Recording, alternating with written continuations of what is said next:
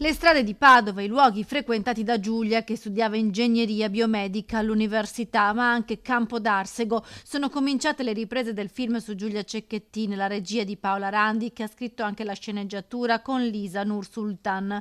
La pellicola si intitola Se domani non torno, come i versi della poesia di Cristina Torres Cáceres, diventata simbolo della lotta contro la violenza sulle donne.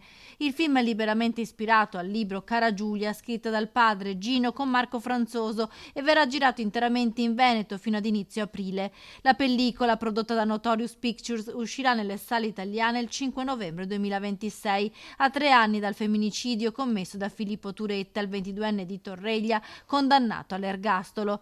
Nel cast Filippo Timi interpreta Gino Cecchettin, Sabrina Martina interpreta Giulia, Tecla Bossi interpreta Elena, sorella di Giulia, e Tommaso Aglione Davide, il fratello. Se domani non torno, spiega la produzione, non è la narrazione di un fatto di cronaca, è un film che nasce dall'urgenza di raccontare una storia che non aggiunga clamore a ciò che già conosciamo, ma che scavi più a fondo. Dunque il film, che ha il supporto di Gino Cecchettin e della sua famiglia, porta al cinema quello che intende fare la Fondazione Giulia Cecchettin, ovvero parlare in modo ampio e trasversale ai ragazzi e sensibilizzarli sul tema della violenza di genere.